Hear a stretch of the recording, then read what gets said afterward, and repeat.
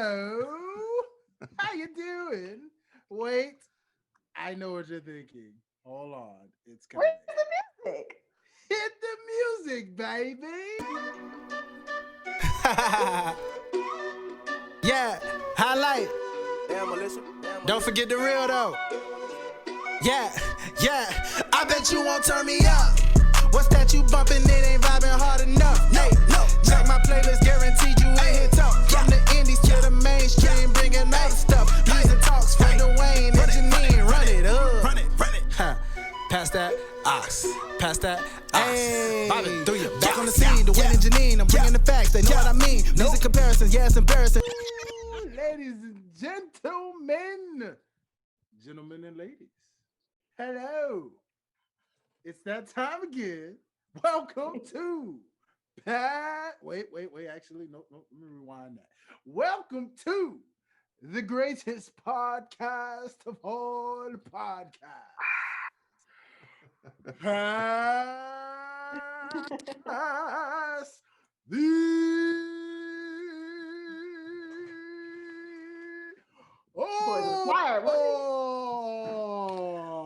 That man shortened it from that last time.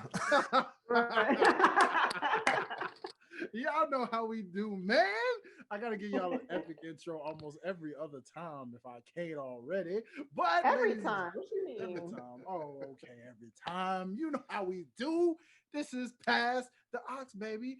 Welcome to the show, y'all. I know y'all missed us. You know, we kind of had a little mini hiatus again. We sorry. We didn't mean it. You know, life gets in the way sometimes. People, y'all can relate. No, we did that on purpose. So we're allowing them time to catch up if they are just tuning in. We're giving you opportunity to catch up. That's all that was. Good. All right? Amazing. See, that's a palm Pound right it. there, that's what All I'm right. talking about. See, that's why she's the host, ladies and gentlemen. Not even just because she's beautiful, she actually knows how to improvise, y'all. You understand this, right? So therefore, let's take that into full effect. And I just want to say welcome to Pass the Ox. If you're new to the show, then, well, hello. We always love a new listener. I'm Dwayne, your king of, your prince of botch and your neighborhood mediator. This is Janean. She is your queen of clatchets and your revenant, what am I blanking Resident. out right now? Resident queen of clatchets and Miss Bougie Thuggin. There we go. It That's left me me. for a second. I don't know why it did, but it's back. So yes, this is a fun show. You can already tell. And so silly. we are so silly. And yet down below, the man who joins us every so often. Not all the time, but every so often, the one, the only man who is not going to be named, but he's named anyway, by the name of Derrick Myers. Ladies and gentlemen, hey, welcome, fam. How y'all doing, people? Hola. It feels so nice to be home, It's great to be back.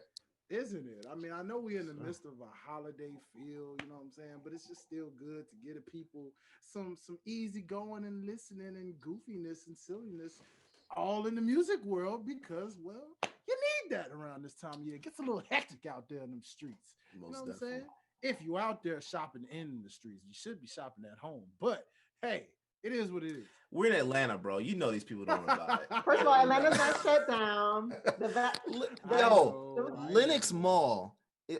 They're one more shootout away from from becoming a very affordable area to live in. Lenox has become the new Lake Lanier. Like, go but beware. Yeah. Not that I'm scared of Lake Lanier because I don't believe in that, but others do. I do. But beware. Oh no, I go out and I swim in the lake. Don't get in the lake if you can't swim. But that's another conversation for another day. Lenox is real spooky right about now. I will agree with that. I swim in Lake Lanier. Yeah. Wow. She's brave. And I'm safe. People. I mean, Oh. I'm off a little bit. I'm thrown off a little bit, but for the most part, I'm good. She's a brave one, people. She's a brave one. That's the next level right there. Next level. I'm throwing off you slightly, only live bro. once. Yeah, YOLO. but I'm trying to make sure that life, extends a little bit. I get it. I totally understand, people. This is past the ox, so y'all already know how we do it on this thing, man. We kick it off and we do what's our icebreaker on this very show, where Yes. we tell y'all what's in our ears. So, ladies first, as you know, Derrick, I guess you Yes, gotta sir. give the official head nod. Metaphorical head nod. All right. So, I've been listening to quite a few things. Sorry, y'all. I've been tipsy out. I've been listening to some new things this week. As we know, Lil Wayne's No Ceilings 3 came out. Haven't listened to it all the way, I will admit. But it's cool. I think I don't know. I guess people are expecting Wayne to drop another classic. For me, I just didn't go into it with any expectations. And it's definitely not a classic per se, but he's in shape. He can rap. He can rhyme still. He sounds good. So that was good to hear. Oh, did y'all want to add to the No Ceilings? If y'all listen to it, what y'all think about it? Yeah. Well, how do you feel about DJ Khaled hosting it? Okay, so thank you for asking, dude. That brought me to a point. I can appreciate that they released it on that piff because it makes it feel like a mixtape. So that's Yes. nice. I do understand that mixtapes have the DJ that hosts and like, oh wait, run that back. It's Wayne again. Khaled for me personally, I respect him, but sometimes it's annoying. Just a little bit. Yeah. Or a lot of it, depending on who you are. Yeah. Much respect. But I don't know. Who else would y'all have preferred him to have hosted? I don't know that he needed Khaled? a host. Okay. That's Maybe my he thing. wanted to give like a nostalgic feel. Yeah, I'll say like this. It wasn't too much DJ Khaled, so that's where I was okay with it. But of course, it was on brand for Khaled. Yeah. Yeah. I mean, he's definitely himself all the time. But Yeah. I don't know. I don't know. I thought the project was okay. I like you. I had no expectations for it, so that's why I didn't. I wasn't disappointed by it. I think I've come to the point now where like anything that's coming from Lil Wayne, I'm not expecting anything major from him. I'm not. You have high expectations, they're gonna get dashed. I'm good. And then too, like Wayne has done like what else do you want from me? Like I think he just does it to like remind us like I do this. Yeah. But like he's done it all. He's proved like he has nothing else to prove. So anything that he does at this point is just for fun and just to get back into the ring and exercise Wouldn't that bit. just be like a feature thing then? Like, wouldn't you like expect for him to just do features, like not full projects? Yes and no. Because I kind of like what feel else like is he's like the same point too. Yeah. Andre 3 stacks, huh? Yeah. Yeah. Yeah. I'm sorry for cutting you off. I'm just saying like No. Yeah. I feel like I feel like he's in that point where he doesn't need to prove anything else. It's like he's already accomplished everything. I don't think we need another project, full project. Just come out, feature, let's hear you on a Drake a track or whatever, and leave it at that. Yeah. I'm good with that. I don't know. I respect it. I mean, if you want to get in the booth and do a whole mixtape, Wayne, by all means, I will listen to it. I mean, I'm not. Oh, everyone's gonna listen to it. I'm not gonna say no. Yeah. But he doesn't need to do it. He's just doing it because he wants to. So at that point, you have to. I don't know. There's not much to say. Yeah. Damn. But shout out to Drake premiering his new flow. I feel like this is Drake's new flow. I like it. I love it. I like it too. I love it. That was probably the best track on that mixtape. Yeah. I like it. That's all I got through. But no, yeah. Nah, Damn, son, where'd you find? Just joking. Nah, I mean, I don't know, man. Yeah, like y'all, I might have had a fraction of expectation just to see if he would have tried to remind some folk or something. But it was straight. Uh Straight in a way of like, okay, this ain't no ceilings, but You're not gonna like play it every day. it ain't rebirth. So hey, why not? Throwing your son in there was a nice, interesting mix. Yeah. Don't know how I felt about that per se. Cute, sure, but you know, hey man, Repetitive. like, yeah, very repetitive. It's like, man, Yeah. listen, how many times are you gonna repeat this? You sound like Mike Jones right now, man. You know, but I get it. Who? Mike Jones.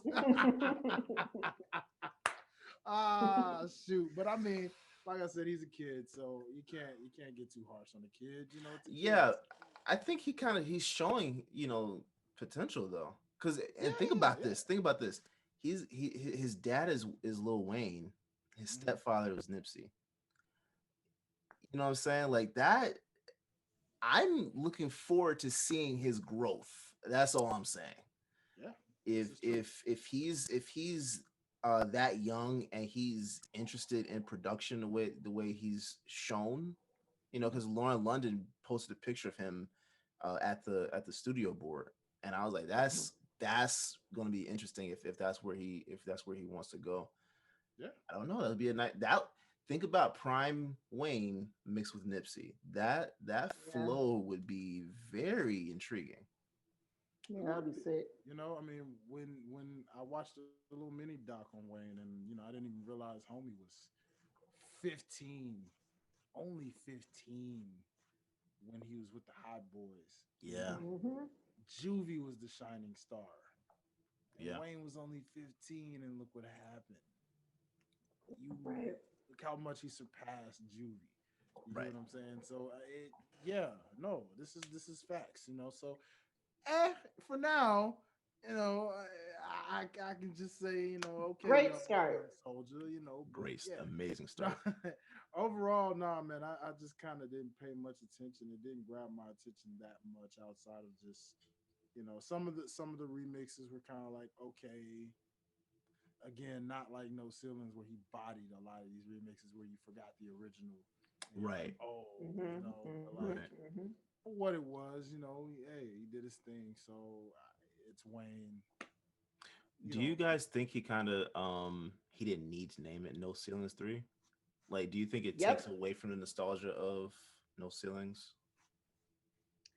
Yeah, you I feel like if you're gonna have a saga of No Ceilings, they all gotta come with a certain POW, you know what I mean? And maybe it did come with a POW for some people. For me personally, it didn't. But then we talked about this our very first episode. When somebody releases a project that is like up here and bar done and like nothing can touch it, nothing they do after is ever going to meet our expectations of what they're gonna do. Right. But I agree, maybe he could have named it something different. Let me ask y'all this then. Do you think maybe this just didn't live up to what we think because of the nostalgia of where we were in No Ceilings? For me, yes. Yeah. But it also, at the same time, it just wasn't like amazing. Like it was cool, but I definitely don't see myself listening to this. Like it's not like a must for me to listen to it. If someone's playing it or whatever, cool. I'm not against it, but I'm not gonna look for it. Like I already had that piff on my phone, so that was good. But I'm not gonna like, if I didn't have it and I had to only have it just so I could listen to this. I don't know that I would have downloaded it. Hearing it already. It takes 3 seconds, Derrick. I would have downloaded it just to listen to that. Is what I'm saying. Like if I had heard it before, I would. It's not a must for me. It's not. I don't need it in my life. I understand that. There are a lot of other mixtapes I listen to that are just like that for me, but not Ain't that that the truth, my brother? Yeah. We gonna get to that. We're gonna get into that. We gonna get into That's fine. that. But Yeah. okay, so because what outside of No Ceilings 3, what else have you Yeah. been vibing to this week? I happened upon an artist by the name of Simba. Do y'all know who Simba is? Yes. Yes, I listened to Simba's project. It came out December 4th. What's it called? Don't Run from RAP. Don't run from rap. And this is my first time hearing him, and I love him. I think I'm gonna go back and listen to some of his earlier stuff. He's from the Bay. I rock with other artists from the Bay.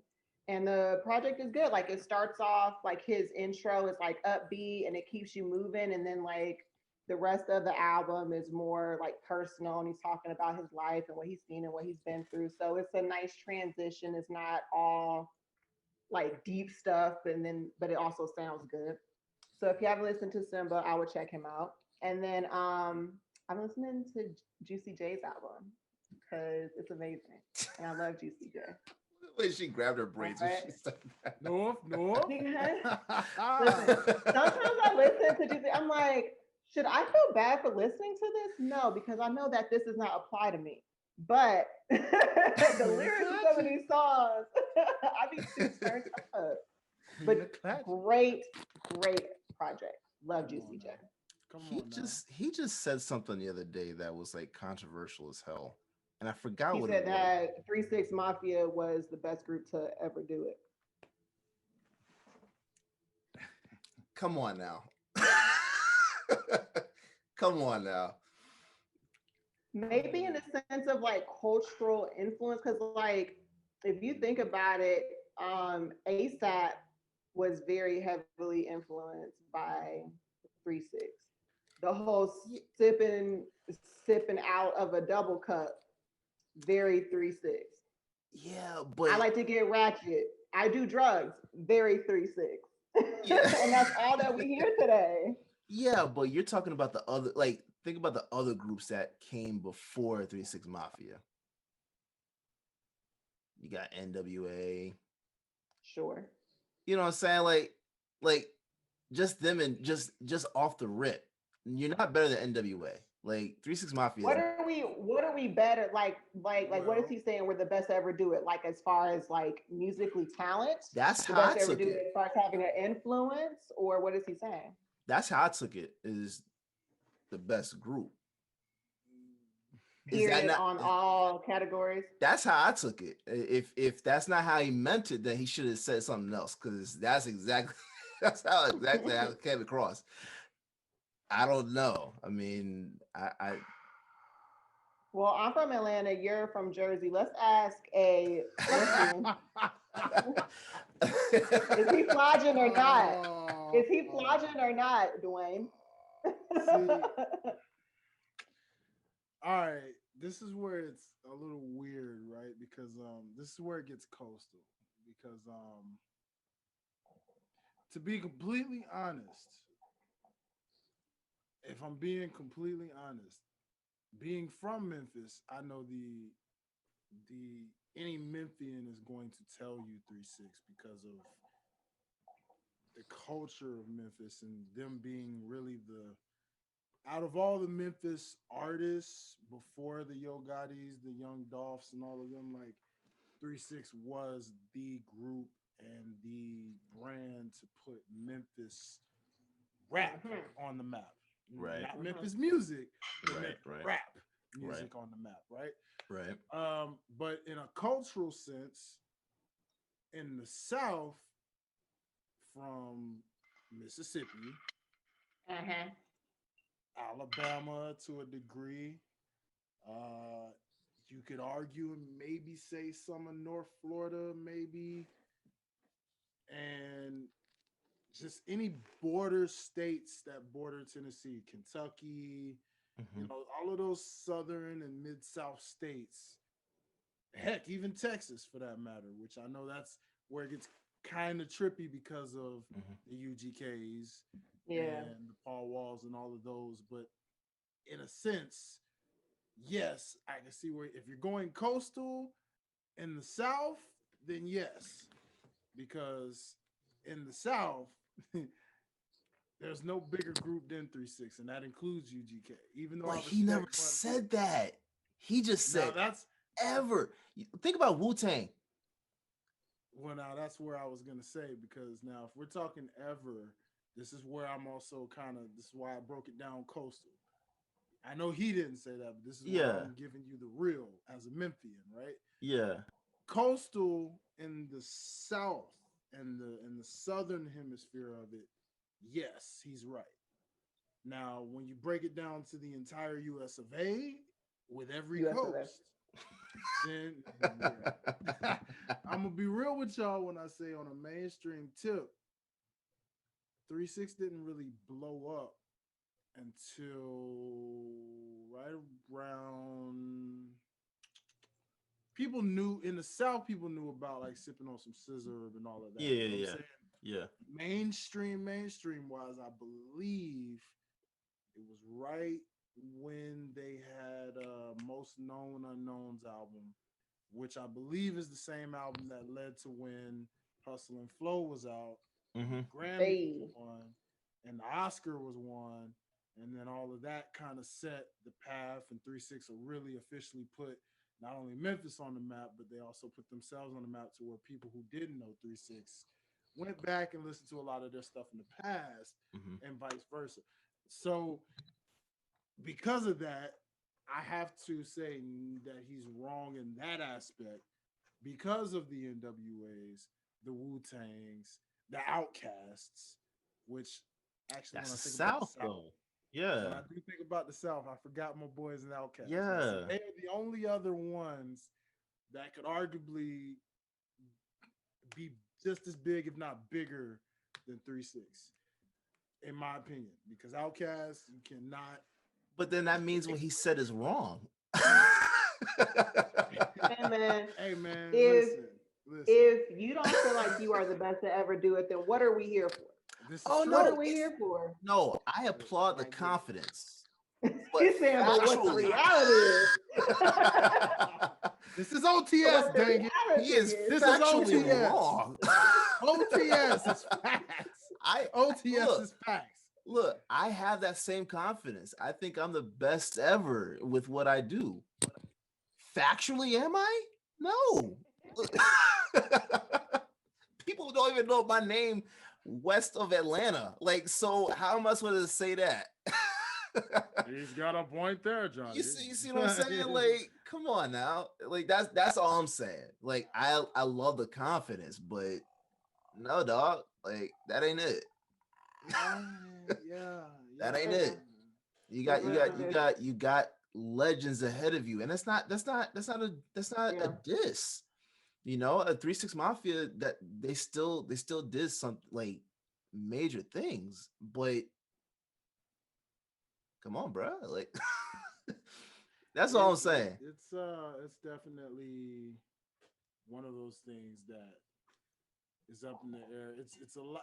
It's tough. It is tough. There are groups you can definitely put above them, and like I said, it's and this is coming from a Memphian, Yeah. for sure. You know what I mean?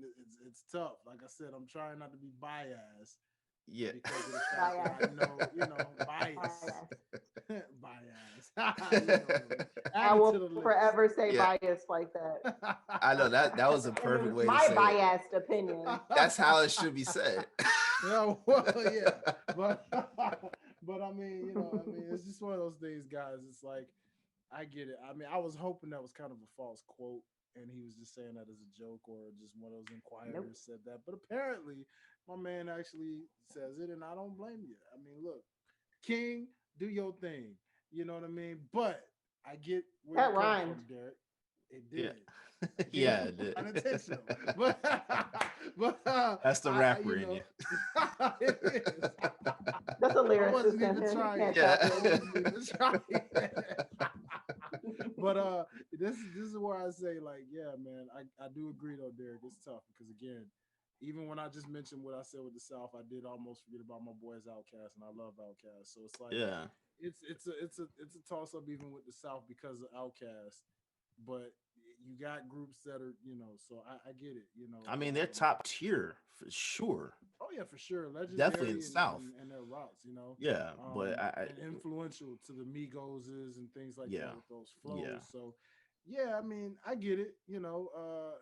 So we'll just say it's false to a degree. It is false to a degree, but It's false news, bro. it's false to a degree. To a degree. Yeah. To a degree. He's not Yeah. completely wrong. Yeah. But he's wrong enough. He probably just didn't present it the right way. That's what I'm just assuming. Because again, I don't know how you can say that when you got guys that are clearly above you. Clearly. I mean, and again, it's not a diss, but those are facts. We get it. We get it. Yeah. You know what I mean? But moving on. We're still in what is our Understood. ears, guys. Right. We're not even done yet. We got a lot for y'all. Came in here swinging this week. We Swinging. having debates on debates on debates. What do you want to talk about? Ladies and gentlemen. What's next on the still docket? And continuing with what's in your ears. Brother Derrick, what are you vibing to? What have you been vibing to? Man, still heavy on J. Cole. It's been that kind of week. But I listened to Bruno Mars again, which Oh, nice. I need them to come out with another album. 24 Karat Magic was just like, that was a perfect album, perfect project, and I need another one from him. Like it's been what, 4 years now, 3-4 years. I need my boy to come out with something else, man. Do you think now you know how that is? We actually covered that a lot on one of our episodes, I do believe. It might have been the last. Do you really think though he can top what that did? Because there's always that album that you just can't outdo. I'll say this: there are artists that genuinely take their time. Justin Timberlake is one where he's like 5 to 7 year break between albums. Kendrick Lamar is proving to be another one that takes one of those guys. Yeah. J. Cole takes his time. Like he was supposed to come out with the Fall Off for sure this year, which we're at the end of it, so I don't know if that's coming out or not. Weeks. Yeah, you got like 2.5 weeks. Which I don't know. I don't know if he's coming out with it or not, but he takes his time between albums. Rihanna, which I don't even, to me, Rihanna should just go ahead and just retire. I honestly don't think she needs music. She's making more money with her fashion line and her makeup. She doesn't need music. So she's another one. So I'm just assuming Bruno is just one of those guys that he needs to take his time to make sure that it's great, because those artists, every time they drop something, the project is just as good, if not better, than the last project. I can't name one bad Kendrick album. I can't name one bad J. Cole album. I can't name one bad Rihanna album, actually. Bruno Mars, I can't name one bad one. So I think there's something to be said about people that and I haven't listened to Justin Timberlake's new album, which I will not be listening to that the new one he just dropped. Dude. But I don't care to listen to it. I don't care to listen to it because it's but it's a different. I'm not saying that I fault him for it. It's cover, my friend. I know. He went in the woods and Derrick was like, I will not accept him back at the business. He's not invited to the cookout anymore. He went in the woods one time. I'm trying to tell him. I gotta defend my Memphians. I'm doing it. Yeah, I know. Telling you now, man. I know. Don't let the Tennessee woods fool you. I know. Trust me. It's a book by its cover, my brother. Okay, how about this? I'll listen to it, and then before the next episode, I'll listen to it and give you my opinion on it. See, I because had to give you. you Remember, did I listen to gave you take Drake. care. Yeah, you did Yep, listen to I Drake. gave you take So care. I'll Yeah, take so that back and I'll listen to it. give it a shot. Okay, Yeah. okay. I'm not saying you ain't gotta say Yeah. it's the best. Yeah. You gotta give it a listen. You got But to. he's another one that when he takes his time, the new project that he drops is phenomenal. So Yeah. like I think there's something to be said about artists that take their time with their music and don't rush it, because we're now living in that time, that day and age where artists feel like they got to drop something like every 2-3 Mm-hmm. months, and when you oversaturate the market with what you have, the product isn't as good. You know what I'm saying? It's just it's all right. Um, so that's why I respect artists that are of that, that mindset, that want to take their time, that want to, curate their projects. um I think the next one that Bruno comes out with will be better than 24 karat. I think it will be. i'm Hot take. expecting it I'm expecting it because the last, what, two, he had two before that one, right? they those projects were amazing projects. So I have a question for you, sir. Mm-hmm. If 24 karat is Bruno's Thriller, Mm-hmm. will the next album be his bad? You know what? Until I listen to it, I can't say that. Because one of the first ones might be as bad at this point. Yeah, because I don't wanna put that expectation on him. Mm-hmm. Um, but it's not far fetched. It's not far fetched because, like I said, Kendrick, Cole, they look at what they did with their music. I mean, to me, it's like from the mixtapes through, like it's just gotten better, better, and better. At least it's never fallen off. Um, so possible, possible, but I won't say that until I hear it. Love Which I'm it, man. hoping he drops something next year, because he kind of teased it during his Grammy season. He kind of teased that he was coming out with something new. So I'm hoping that he does drop something. Um, we'll have to see.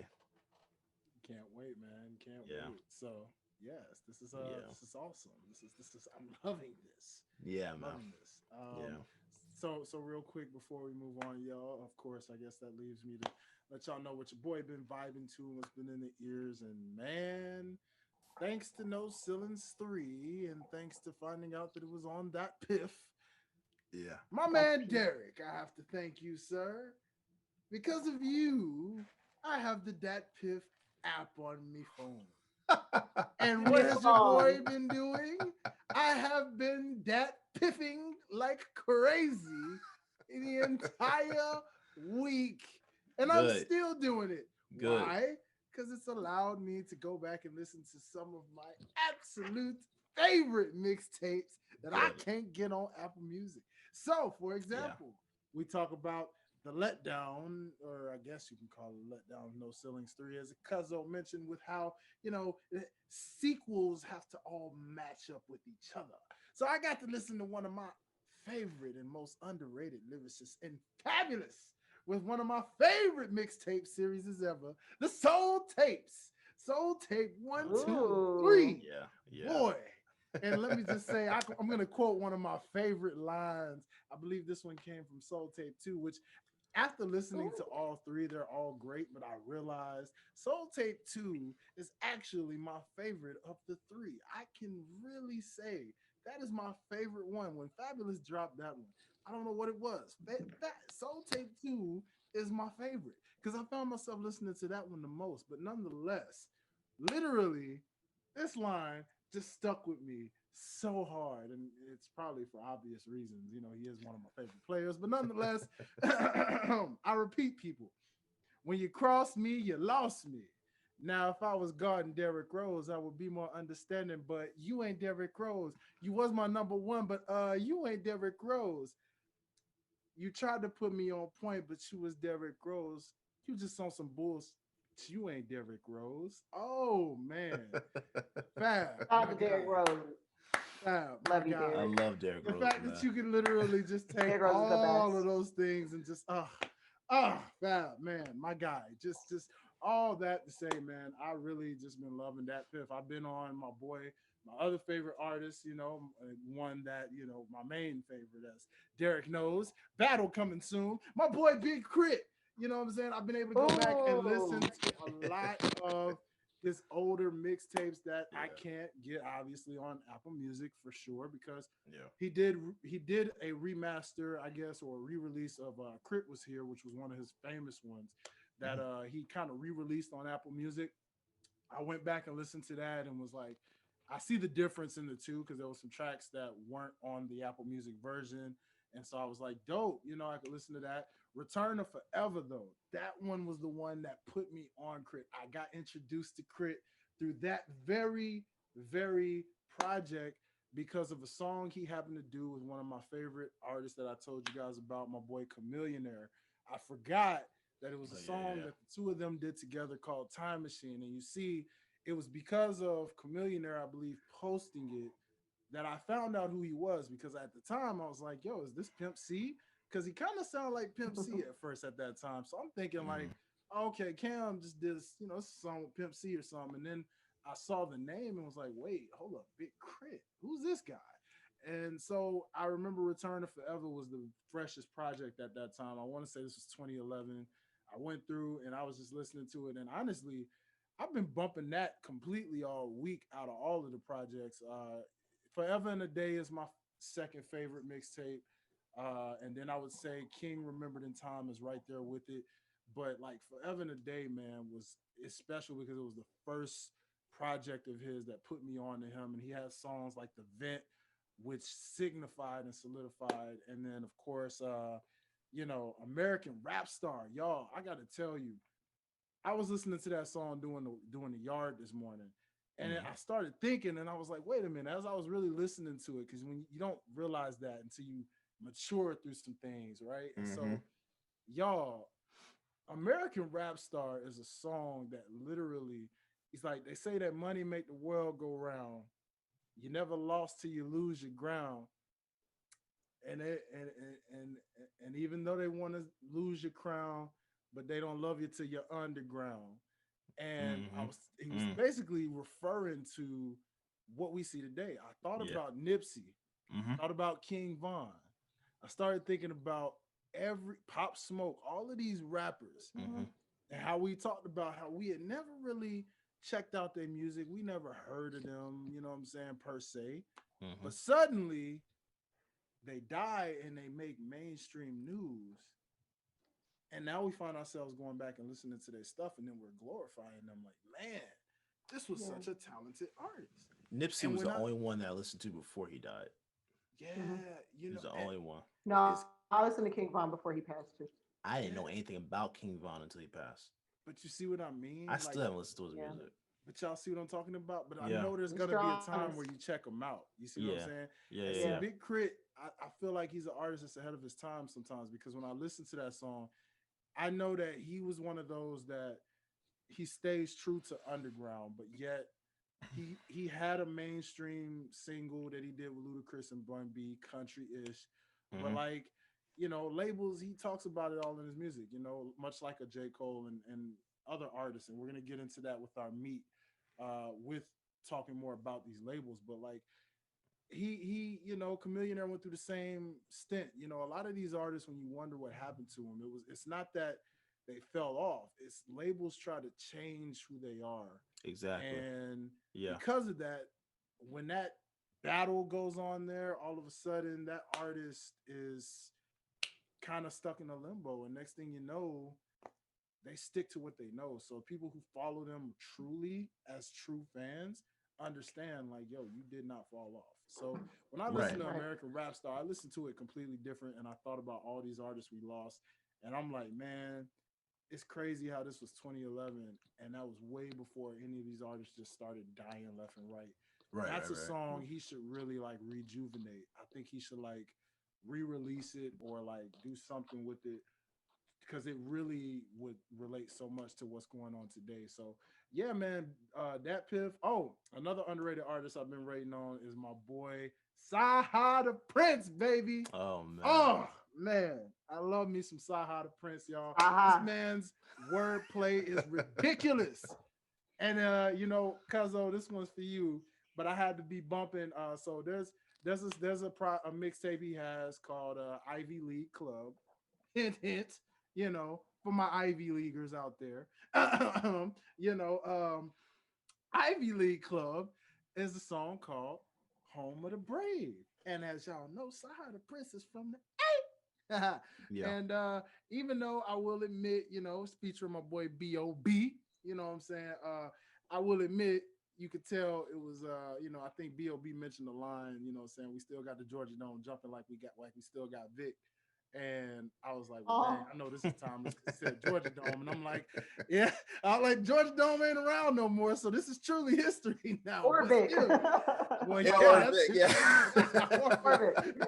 Well, he did say, no, but see, Vic wasn't, at that time when that song was out, Vic wasn't really even in Atlanta either at that time. He said, we got the Georgia Dome jumping like we still got Vic. So he was emphasizing, at that time, he might have been with the Eagles.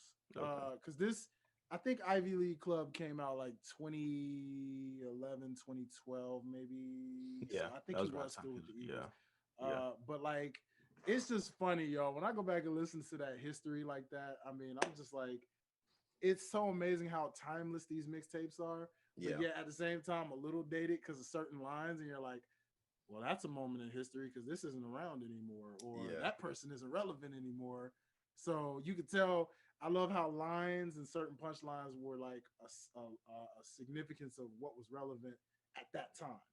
So it's a good reminder, you know what I'm saying? But yeah, man, y'all, I'm loving my Dat Piff journey some more, and I'm just my Dat Piff journey. Yeah, I mean, because I love the fact I can go back and listen to my favorite all-time mixtapes and just man. I just get lost in them. Like, man, actually, so much, y'all. I tell y'all what. It's inspired me. It's inspired the kid. I'm gonna start dropping my throwaways in mixtape form for Dat Piff. Good job. Thank God. Ladies and gentlemen, because God. of my love for Dat Piff, now I know what I can do with my throwaways. All of those songs I never thought would see the light of day.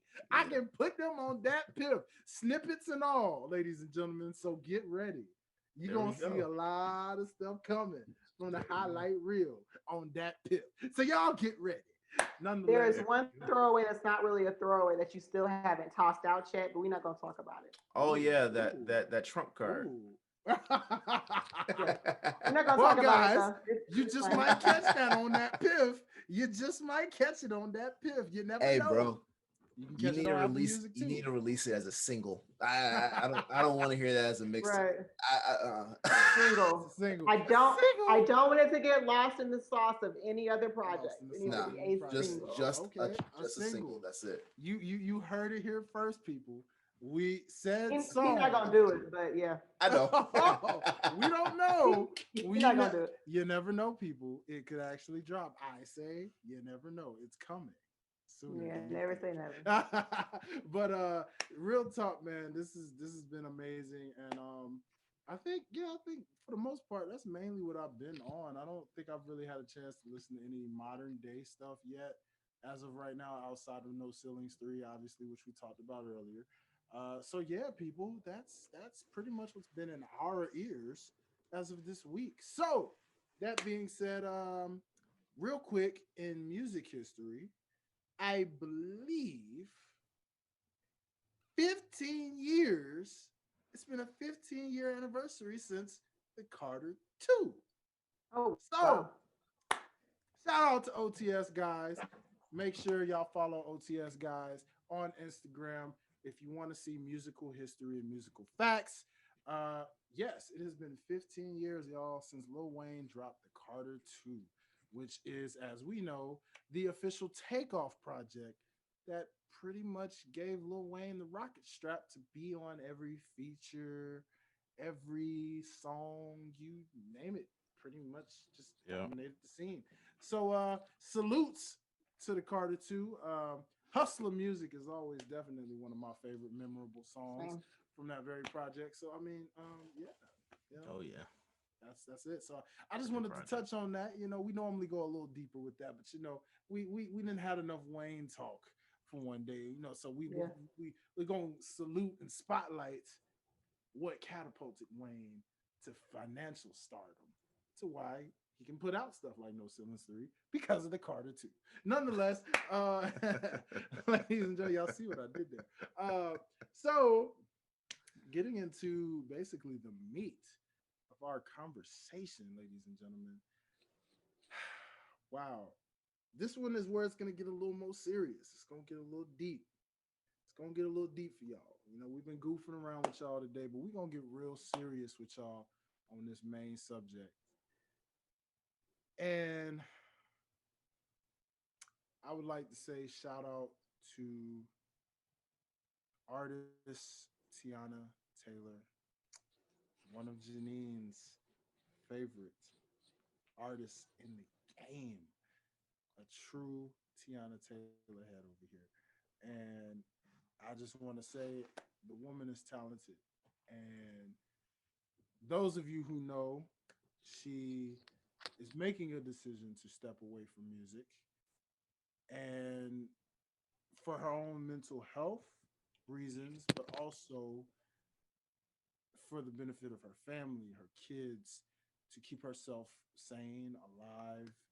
And of course, there were rumors going around that this was over a Grammy, which she went on Instagram and she addressed and made it very publicly known to address her true hardcore fans who were, as she admitted, were upset at her for previous statements that were made from her. But she made this known that this was not over a Grammy, and this was indeed an issue involving Def Jam and the label, and just feeling underappreciated by the label and certain disagreements, and just trying to purposely get dropped from the label, to which they still have yet to do.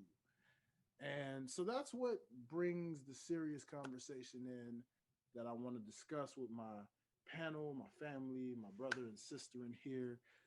Because I want to, especially myself as an artist, I can definitely relate. And I want to talk to you guys about two serious subjects in music. For one, mental health, which we've seen everywhere, even outside of music, is a bigger and bigger issue as the years go along, especially given the toll of 2020, which, by the way, guys, we've only got a few more weeks left of it. So hang on in there. But, you know, mental health for one, and also labels, man, just the ball and chain feel of labels, and just the object that you are looked at as the is your fruit ripe enough?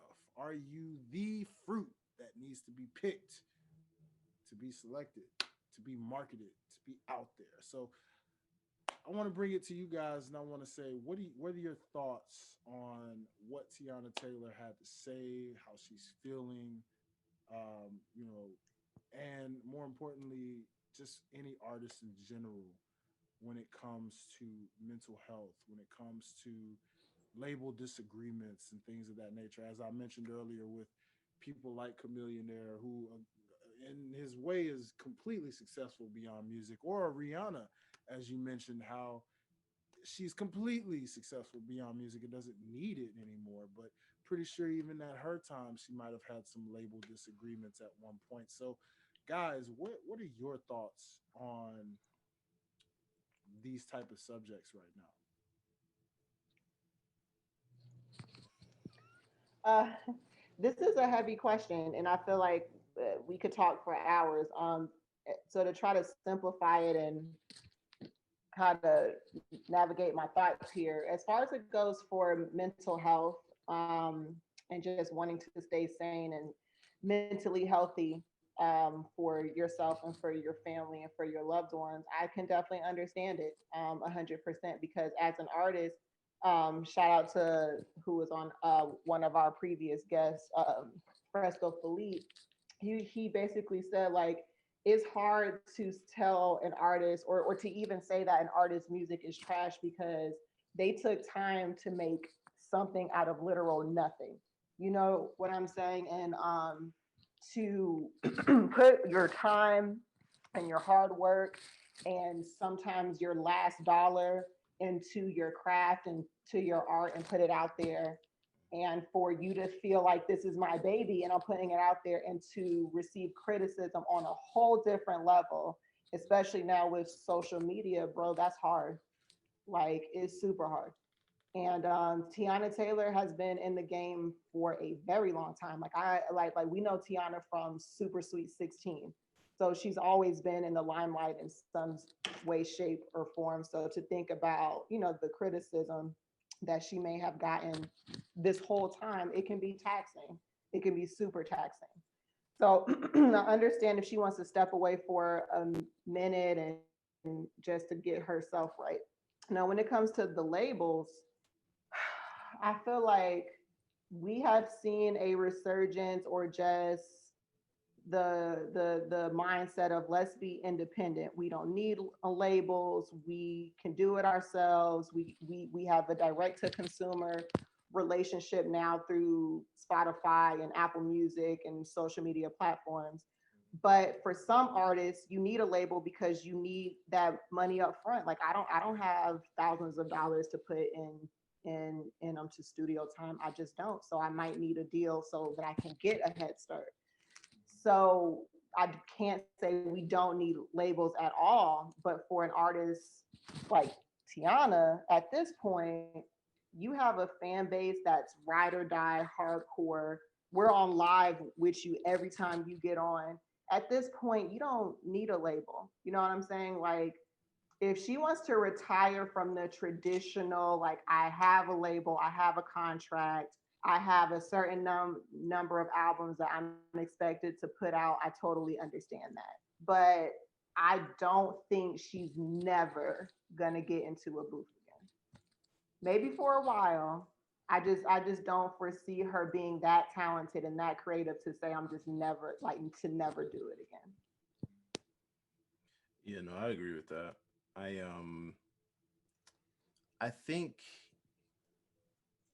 so. I think there's I agree. I think she's gonna definitely come back. For sure. She's not retired in the sense of like never singing again. But I think there's something to be said about good music in general. The label, record label. Um, some of the names of the artists that they have on this that are signed to them. Big Sean and Travis Scott are the biggest ones in terms of mainstream artists. But think about it. You have Designer, Pusha T, Kid Cudi, Tiana Taylor, Sahai the Prince as some notable names that are listed that are assigned to this label. Roster is stupid, yeah. There's no way that any of these artists should have any issues with this label. I think I think the conversation needs to be directed toward Kanye West because you're sitting here and as an artist yourself talking about ownership and screaming at Adidas or Nike or whoever about your designs as a designer, um and ownership and for companies to do the right things, but you won't even do the right things for artists that are signed to your label. That makes no sense to me. John Legend is another name signed to this label. Um, can you tell me why you know Kid Cudi hasn't had like a major push? Why Tiana hasn't had a major push? You see what I'm saying? Like at this point, for sure, I think with the way social media is today, um, it's more independent friendly. I think that Yeah. there is a place for record labels, but just like artists have had to evolve and grow with the times and change, record labels need to do the same thing. You can't Mm-hmm. operate with that old school mindset of owning and owning music and not allowing artists to have publishing rights and stuff like that. There's a lot that I think that record labels in general have really messed themselves up with artists and signing to them because they want to own everything that these artists put out, and we're not in a day and age where you can do that anymore. If this was even 20 years ago, cool. 10 Mm-hmm. years ago, cool. Like I mean, you 10 years have, ago, yeah. yeah, you have an argument, but with the way that everything's set up right now, I don't it's not necessary. So I do believe she will retire, because she even said in that Instagram feed, Instagram live, that she's sat down with the label like 10 different times to get dropped, and they won't drop her. Like I think we have to shift the conversation toward the culture of record labels and the way the music industry is designed in general, because yeah, for sure that there are specific artists that don't get these Grammys because of who's ever in charge, doing whatever they want to do, or not paying attention to the culture and like truly understanding the climate in which we're in. um you can make that argument, but I think at the same time, the record label in general is who should be to blame for a lot of these artists not getting push or not getting as much attention on the mainstream level, because of the fact that you just don't care. So Kanye, for someone that goes and preaches about all this, he needs to be held accountable for sure. It's something now where you're talking about, like, Tiana has come out and talked about mental health. Kid Cudi is big on mental health. If And I'm not mistaken, I think John Legend has spoken about it. Um, and Big Sean definitely has, because he's touched upon that a lot lately. Like, I think there's the common denominator is good music. Like, something And about them. There's something about what they're doing, and we haven't heard anything from Designer in how many years? oh yeah. You see what I'm saying? well, Like, and for that matter is why I say, it goes back to what I've said. He's not the only one, because as you know, the yeah, other Captain Obvious is a man by the name of Sean P. Diddy Puff Daddy Combs. yeah, yeah. In the gospel world, it's Kirk Franklin, Mm-hmm. having a number of talented gospel artists and singers Mm-hmm. under his roster Right. that blew up through social media, through the YouTubes, through the Instagrams, just sitting there, doing Right. nothing. Right. And in Diddy's case, still hasn't given Mace his masters, Yeah. his royalties. Yeah. When at a young age, Mace was like, "I did everything for you with no problem." At a time when I didn't even know about this stuff. Mm-hmm. 8 Ball and MJG, two legendary Memphis artists that were underneath, a history of artists.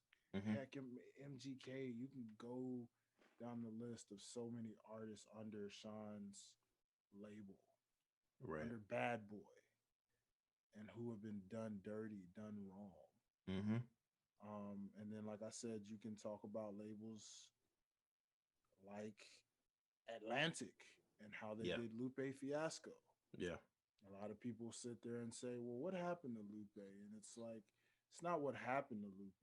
It's the fact that he had a lot of label disagreements. Mm-hmm. He wanted to go this way, they wanted to go that way.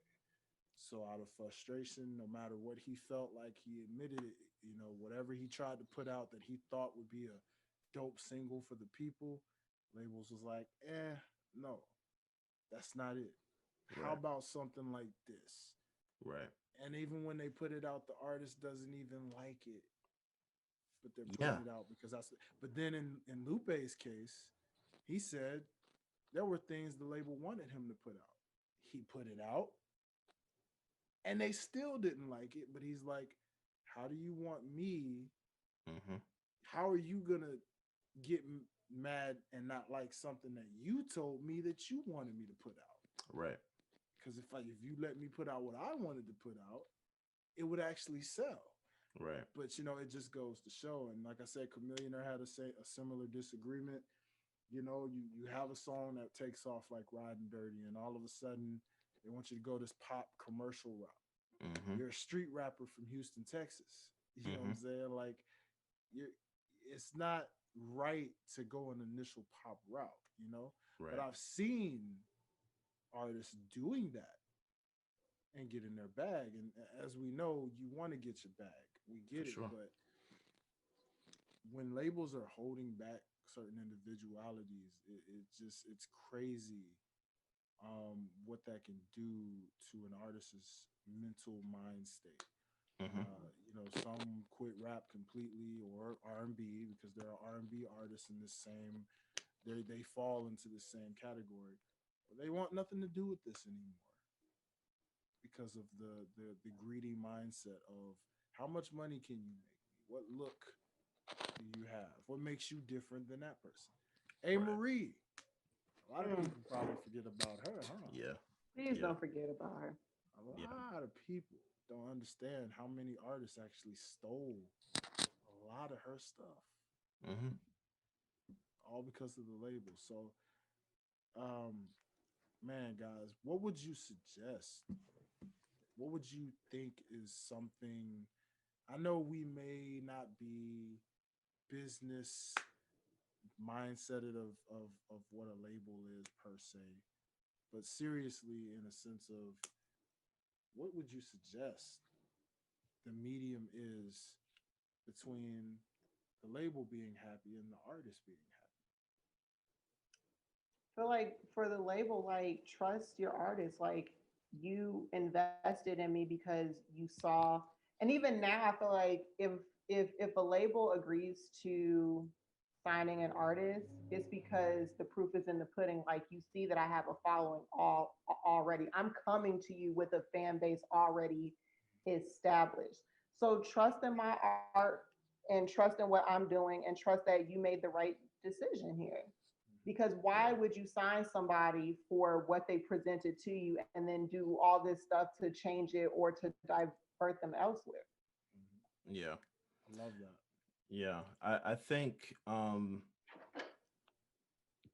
there's some stuff that I want to say, but I'll tell you off air because of there's an idea that I have. But I think what was actually kind of disappointing me about all this is that when the owner of a record label is an artist themselves and they still do this, that's what disappoints me because it should be that an artist that has a record label um understands what the artist that they sign would go through. It should be that, but clearly they're not looking at it like that. They're clearly looking at it from the mindset of how much money I can make with this person. And while I understand, it is a business, you cannot look at an artist, you can't look at a creative and expect them to be comfortable with being put into a box. That's the opposite of what you do with artists. You cannot do Mm-hmm. that. You can't put us in boxes, and it doesn't matter what your medium is. If you're holding an artist within a restraint, it's going to limit what they can do, and what they produce is not going to be as great as it would be if they had freedom. And I think that's just like Janine said, you have to be able to trust the artist that you sign. If you're not willing to trust them, then what's the purpose of signing? If What are we here for? it makes no sense. If you as an artist have no trust from your label, what's the purpose of even sitting down and signing to them? Like, T-Pain, I think I forgot. I think I want to say I forget which. I think it may have been Atlantic Records. He said that he actually rejected their offer, which I think was like 10 million. And I forget who he said that he actually did end up signing with, but they only signed it for like 20 grand, 20 or 40 grand. And you see where his career blew up to, right? Like he may not be one of those guys that we look at as we mentioned like a Jay-Z or whatever, but if you actually think about the influence that he's had on the music industry from a production standpoint, like he's a legend in and of his own right, and it's because he worked with people that believed in what he could do. If you're not willing to believe in the artist, then there's no reason to bring them on. It makes no sense for Teyana Taylor to be put in this position to where now she's looking at her art as a hindrance to her mentally. That is a problem. Yeah. That is supposed to be your fortress of solitude. That's supposed to be your area where you can vent and express who you are. If you cannot do that as an artist, and now you're battling mental you have a mental battle going on, that is the worst space. I mean, when your craft becomes your hindrance, Mm-hmm. that is a problem.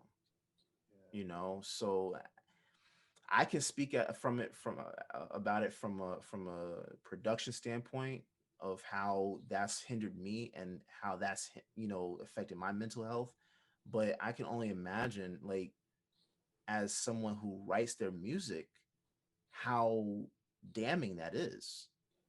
You know what I'm saying? Like, that's another level. I don't even know how you as a record label that is an artist as an owner, how you can be comfortable with that.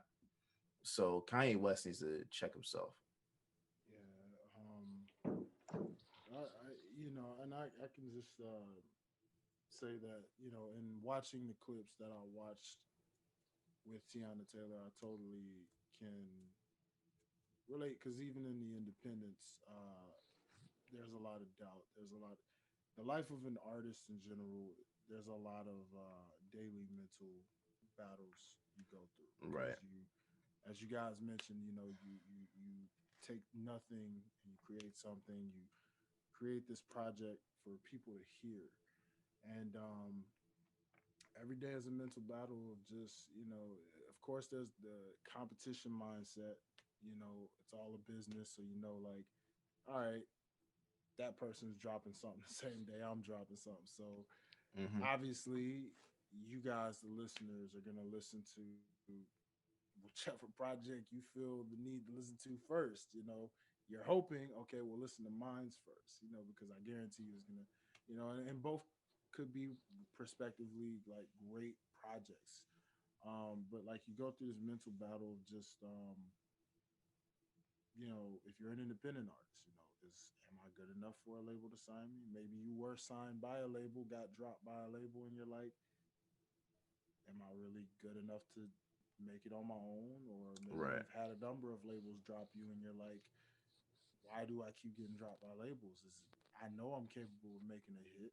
Hmm.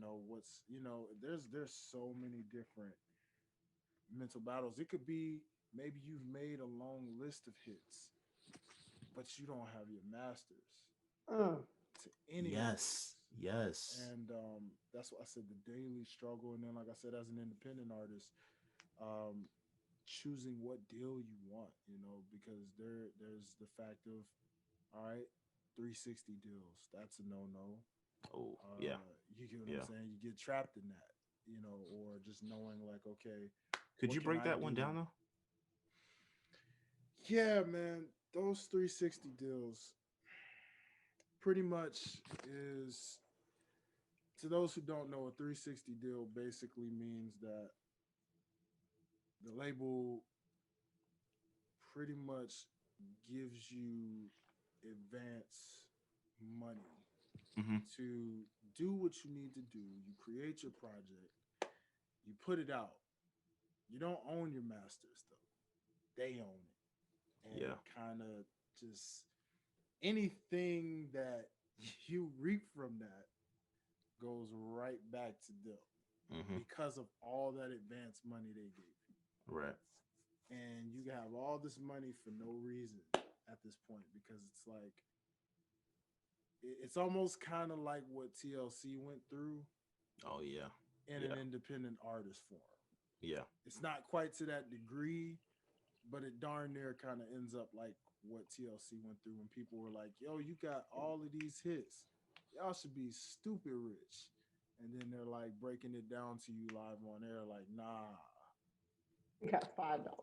$5 to split amongst three Right. people, Yeah. which then you got this, this, and this, and that breaks it down to this." Mhm. And then you realize, dang, 360 deals work like that only in the independent artist form because you're not really signed to that label. Mm-hmm. You're in control of yourself, but you get that advance. Right. And unfortunately, whatever you make from that literally goes right back Got to to go right back. right Yeah. back to them Yeah. because of all of what you got in advance. So they're like, yeah, hey man, we'll give you. You need this to do the biggest, best video shoot you can do. Cool. You need that for your budget. Album, whatever. You want to make the best album, get the best features, all of that. You put all this effort into it. And then when it literally makes the money it makes, that label sucks it right up. And Right. again, you don't get the masters from that either. But there are ways around that where you can literally own your masters and be in control of what you want. But it falls back to that following that Janean mentioned. It's that's where the mental battle comes in because you know that you have your legit following, but every day is just a struggle of just like, am I good enough? Or, Mm-hmm. you know, do I want to do this anymore? Mm-hmm. Because it's almost like student loans in the form of music. Oh, Jesus Christ. That's the best way I can explain it to people. It is literally like having student loans in the form of music, knowing you got tons of debt Yeah. that you got to give back and make back. You got to work back what that label gave you in advance. It feels good at first because when that refund check drops, like, oh man, I'm about to Oh ball yeah. out. whew. Until Hey, you realize, hey, you got to pay it right back. got to pay that back. With And guess interest. what? There's Yeah. interest. So now, not only are you paying back thousands of dollars, but you're paying interest on top of that thousands. And that's how those labels work, man. It's just like it. It's crazy what money can do to the mental mind state. And so that's why I say I relate. I haven't dealt with any labels, but if I did, and I say to myself every time, do you really want to be signed? Do you really want to be under any of these? Because if you ain't reading that paperwork, or if you ain't smart enough, or got a team that's smart enough around you to understand that what your personal self value is, what you can do, it's going to be tough to keep yourself strong because you'll do like Lupe. And I remember Lupe dropped a series of albums, and I think it was one album that did so poorly. He had to explain to the people that he literally just did that because he owed the label one more album. Mm-hmm. And that was just a set of songs. He said those were throwaway songs that weren't even really that good. He just threw them on an album, called it an album, and said that was his exit album.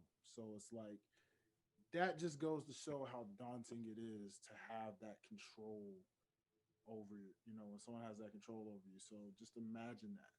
You're like, hey man, Yeah. I'm not gonna get them my all because you're not even mentally there right now because you just want to get from underneath that. Right. So we're wishing Teyana Taylor all the best vibes we can wish her For to be sure. strong mentally because as an artist myself, I can understand that mental battle of you know one competing with others when you've done it for so long, Mhm. knowing that you have a fan base that knows you're dope, knows you're talented, and yet the backing just doesn't seem to be the support doesn't seem to be there as heavy as you want it to be or you thought it would be. And especially in her case, being a woman in the game, you know what I mean? Because Yeah. she has the tools, attractive, talented. Like, Mm. I don't understand why you wouldn't have her. She could easily slay the Megans, you know what I'm saying, and the Cardis and all of that. But That last for album, some bro. reason, for some reason, Phenomenal. yeah, Phenomenal.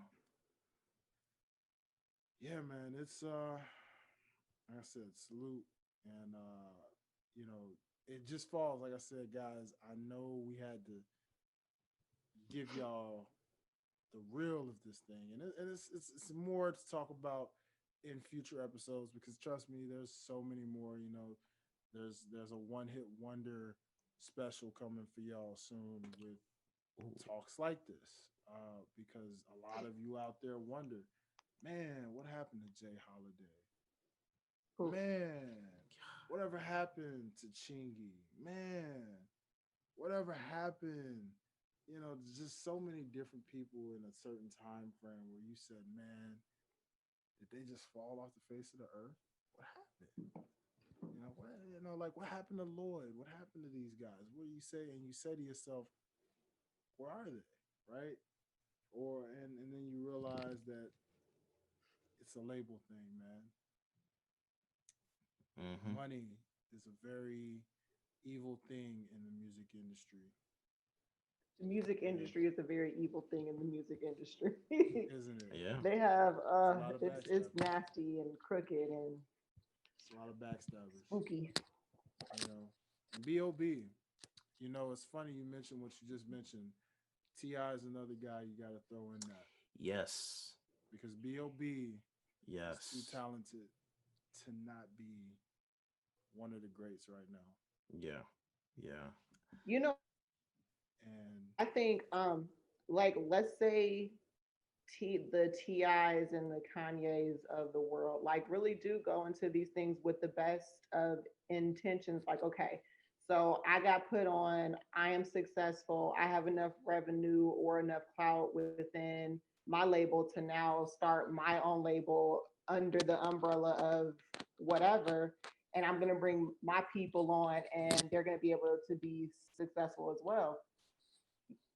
Y'all, like, nobody really knows how to run a label when they start it or when they say that they're going to start it. I think what if Ti or Kanye West had all good intentions and then got into what it takes to run a label and forgetting that, yeah, this is mine, but I still have to answer to Def Jam, or I still got to answer to who is Ti under?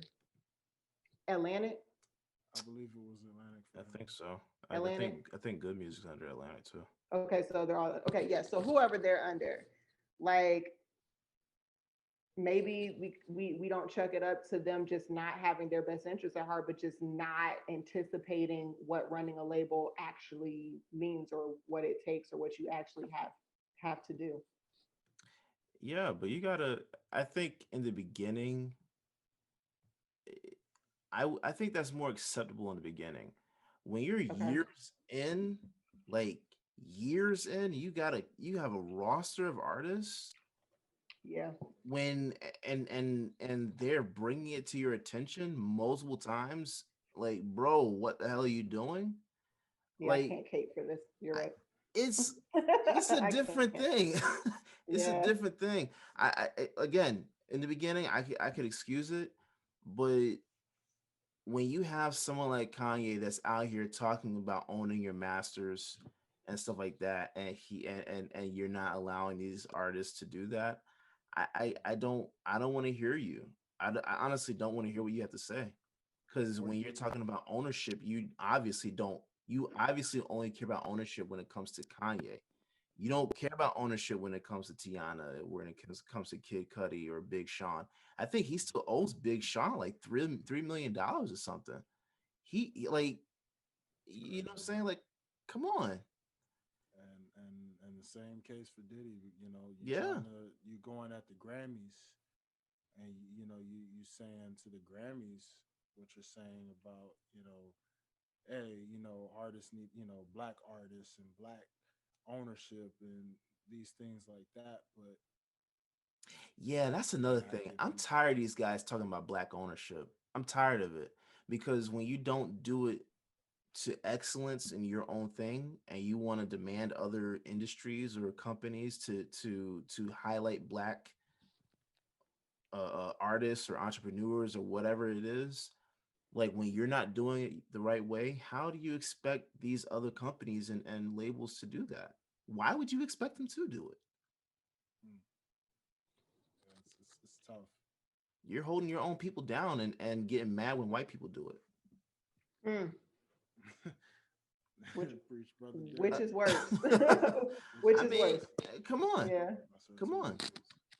Um, and so with that, guys, because like I said, there will be more into this because again, this is past the ox. We laugh, we kid, we joke, and we gonna end this on a great note, of course, guys. Y'all know we ain't gonna get too, but we had to touch on that because again, our love, our thoughts, our prayers are with Teyana Taylor in this Most journey, definitely. in this battle that she's personally going through right now because it's not an easy thing in this industry. And there's more to talk about, like I said, in the future with what this is about. But at the end of the day, support your artists, continue to support your artists out there, independent, signed, whatever the case may be, and find ways to help them stay level headed as much as possible because it's a lot.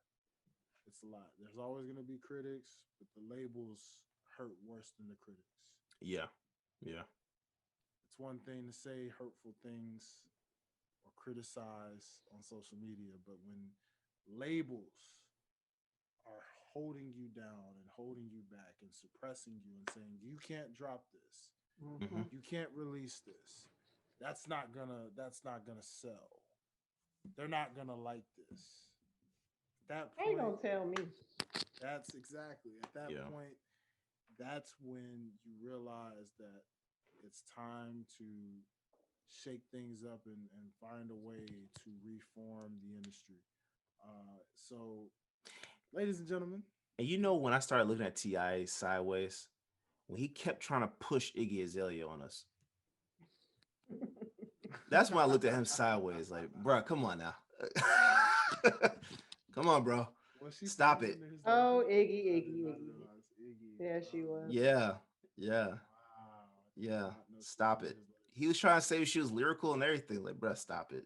And then when she did that trash ass freestyle, what was it on Funkflex or Sway? It was Think on so. somebody. Yeah, And he just quick was like, "Yeah, my bad. She's yeah, terrible." Like he quickly dropped her. Like there was no yeah, genuine connection to that deal at all. yeah, yeah. You know what's so funny? We talked about this last week with Nicki Minaj, and Yes. do you guys remember when they actually tried for a split second off of Fancy to really say, "Has Nicki finally found some competition?" Who? With Iggy? They said For that? a brief, They yeah, didn't say that. it was for a brief moment when Yeah, no, Fancy hit the scene and she was taking off through that track. no. Remember now, Fancy really took her off for a It was nice it was number. a mainstream hit, It was but a it was mainstream not hit. lyrical at all. Not at all, but Not at in all. the sense of I the can't fact believe that she that. was a female rapper, she was a Yeah. female rapper. Yeah. She was hot at the time with that track. Nicki was still hot, Yeah. probably simmering down just a tad, but still hot. Yeah. Even said in an interview, gave Iggy her props. Yeah. Kind I of do remember that. co-signed her for a minute, Yeah. and that's why I said it's amazing Yeah. yet again how that just phases out just like that. Yeah. So like, that just goes to show the life's mysteries of how did you make it over this artist I'll never understand. But ladies and gentlemen, that being said, things that make you go, things that make you go, kind of like, I'm bobbing through your I'm still wondering what made T.I. sign her. That just made no sense. He thought it was white girl, big booty, talking about some sexy shit. He thought it was gold. He thought it was gold. I mean, she never wore it cool though. Never wore it cool. Never made it past one hit. Ladies and gentlemen, that's it for Iggy Azalea anyway. Kind of like Nick Young. Meme City, baby. Nonetheless, I told you we could not end it on a silly note for you guys. Huh? Question mark me, baby. Question mark me, baby. What am I, Nick Young, right now? But yes, guys, all we're saying is we thank you so much for yet again joining us right here for another episode of Pass the Ox. Make sure, first and foremost, that you follow us at PTA OTS on Instagram, all right? Make sure you check out Pass the Ox and our interviews. We're getting closer and closer to the end of the year, y'all. So I guess we got to give y'all an end of the year episode. And we want to shout out the fact of we've had a phenomenal year. I mean, Mystical joined us. If you're a new listener, make sure you check out that. That was our biggest show of the year for sure. Being able to bring on Mr. Mystical onto the show and just laugh with y'all. You know what I'm saying? And that's not it, because 2021's on the way. It's on the cusp. And you just never know what's coming very much in the future. So stay tuned. Make sure you follow us. Check out otsguys.com, www.otsguys.com. You can follow Miss Nina at O_Nina NIIA. And make sure you follow her at Nina Soul on Instagram. That is Nina, 2 I's, SOL. And of course, well, Mr. Derrick will tell you, don't follow me, even though you can at Derrick_OTS. He'll say, don't follow me, follow the Instagram and the Twitter for OTS Guys. And that's pretty much it. At OTS Guys. And it's your boy Dwayne. You already know where to find me at Dwayne Dickey Jr. on Instagram. Or you can follow your boy Highlight Real, the artist page, at Highlight Life, HILITE Life, baby. Your boy just celebrated a birthday the other day. So happy birthday, bro. If you love that gang. Yes, sir. Hey, thank y'all so much. No better way to celebrate it than right here on Pass the Ox with my OTS crew, and of course my Pass the Ox family, my co-host over here who I love so much, and my boy, my brother from another mother, Clyde, baby, my boy Derrick Myers. You already know. Ladies and gentlemen, until the next episode, if we don't get to see you before 2020 ends, we just want to say we hope that you made it through, because we know we did. And we know we definitely did. Hey, man, a lot. If you're listening to this, yeah, I hope you made it, man. legit. Okay, that's why I said like this had to be a lengthy outro because of that reason. Okay, just in case we don't happen to see y'all before this year ends, if we don't get to see y'all again, listeners. Again, if you don't get to hear our voices until the top of 2021, we just want to say thank you for vibing with us and riding with us throughout this year. Hopefully we got you through this year, just like you got us through this year. Because like I said, we made it and we are happy and loving every bit of what 2021 is going to bring us. So, ladies and gentlemen, until the next time, the Ox has officially been passed to you. Peace!